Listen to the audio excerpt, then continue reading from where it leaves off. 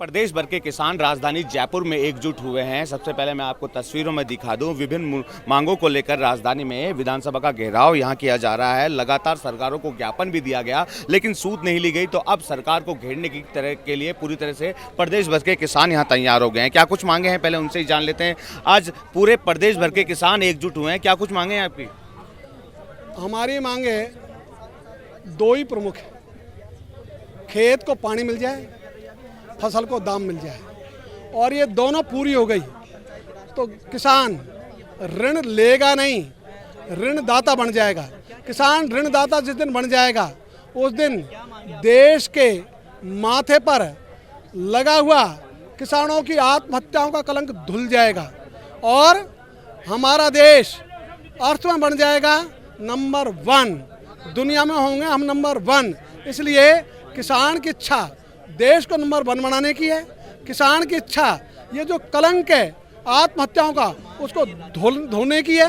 इसलिए सरकारें ये काम कर सकती है और हम तो ये कह रहे हैं इन कामों के लिए कमाई छोड़कर लड़ाई के लिए किसानों को यहाँ तक आने की आवश्यकता नहीं होनी चाहिए थी। ये सरकार की विफलता है और दोनों दल अब तो कमर बांध दी उन्होंने कि हमें ही राज में लाओ। वो तो बहुत खोटे हैं। इसलिए भाई वो खोटे हैं कि अच्छे हैं ये निर्णय तुम नहीं करोगे। तुम्हारी तो निंदा आधारित राजनीति है, उसके आधार पर ही तुम राज मारना चाहते हो। तो दूसरे की बुराई करके, दूसरे की निंदा करके राज में आओगे तो आप दोगे कुछ नहीं, लोग ठगे से महसूस करेंगे। तुमने कहा निंदा को छोड़ो भाई, कुछ मुद्दों पे आओ ना। और आपने ही कहा है कि हम ERCP लाएंगे, लाओ ना। राजस्थान की जीवन रेखा है। इसी ढंग से न्यूनतम समर्थन मूल्य भारत सरकार ही घोषित करती है ना। तो जो घोषित करती है उस घोषणा को पूरा आप ही करो। इसलिए किसानों को उनकी उपजों के वे दाम तो मिल जाए जिन्हें सरकार घोषित करती है। सरकार तो कह रही है महंगाई राहत कैंप के जरिए हम किसानों को भी राहत देने का काम कर रहे हैं। हम तो ये कह रहे हैं कि किसान को यदि राहत देनी है तो आप रेवड़ी मत बांटो भाई, हमें फ्री की जरूरत नहीं है। आप तो हमारी फसल का दाम दो, हम सारे खर्चों को चुका देंगे, हम खुद हर चीज को खरीद लेंगे, हमारी महिलाएं खुद मोबाइल खरीद लेंगी। ये मोबाइल बांट के वोट लेने की परंपरा या भारत सरकार ने शुरू की है, हम फ्री रिचार्ज देंगे, इसकी जरूरत नहीं है हमें आप दोनों की। इसलिए इनको छोड़ो, ये तुम्हारे घर से नहीं दे रहे हो, ये पब्लिक का पैसा है। आप ट्रस्टी हो। मैं तो ये आरोप लगाना चाहूंगा कि आप ट्रस्टीशिप की भावना के अनुकूल काम नहीं कर रहे। इसलिए भाई ट्रस्टी के रूप में काम करो ना।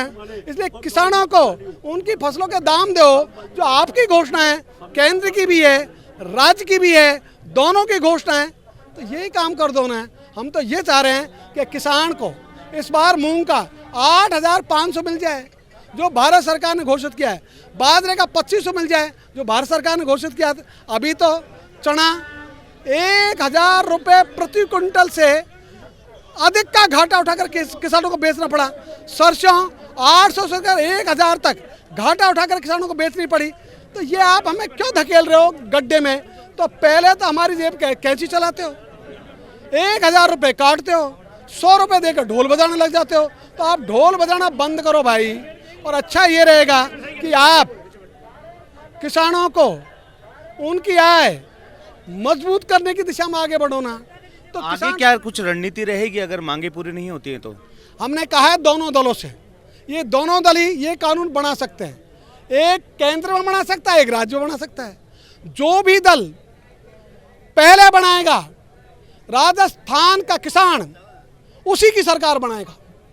इसलिए राजस्थान का किसान से यदि आप सरकार बनवाना चाहते हो तो कानून लाओ MSP का, ERCP पूरी करो, यमुना जल का जो है समझौते का वाणी वो लाओ, और गढ़ कटने तक आप जो योजना है उनको लाओ।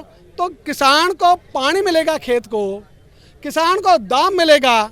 ये काम बढ़िया ना। तो पूरे देश के लिए जो काम अच्छा है, जो देश की समृद्धि का काम है वो करो तो अच्छा रहेगा। इसलिए हम दोनों दलों से कह रहे हैं कि भाई इस बार किसान तुम्हारे मोबाइल पर वोट नहीं देगा। बिल्कुल, निश्चित तौर पर एक आक्रोश साफ तौर पर किसानों में देखने को मिल रहा है। किसानों का कहना है केंद्र सरकार अगर उनकी मांगे पूरी करती है या फिर राज्य सरकार उनकी मांगे पूरी करती है, जो सरकार उनकी मांग पूरी करेगी उसको ही सत्ता में लाने का प्रयास किया जाएगा। बसंत पांडे, टीवी 9 जयपुर।